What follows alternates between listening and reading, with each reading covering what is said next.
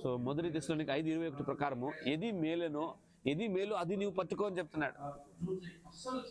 And the three choices that Moses made are excellent and wonderful, which we are going to see now very quickly. ఇప్పుడు మోసే 3 కార్యాలని వాడు choice అంటే అది ఉత్తమమైన ఒక కార్యాన్ని అవకాశాన్ని వాడు పొందుకున్నాడు. ఏమి అంటే Practical, holy life, separated life.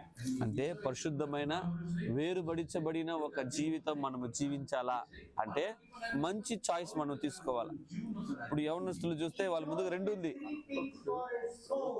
అంటే మనము ఇక్కడ ముఖ్యం ఏమంటే మనం తీసుకున్న ఆ ఒక చాయిస్ అది మన ఆత్మకి రిలేటెడ్ గా ఉండాల.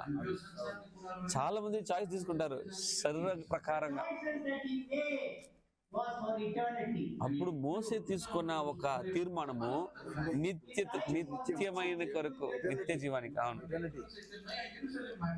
That is why he was able to make these choices. So మనం కూడా తీసుకున్న తీర్మానము నిత్యానికి important. No human being will take it up. But మోసే తీసుకున్న తీర్మానము ఏ మనుషుడు కూడా అలాగ తీర్మానం తీసుకోలేదు. The book of Hebrews chapter 11. ఎబ్రాయర్ 11 అధ్యాయము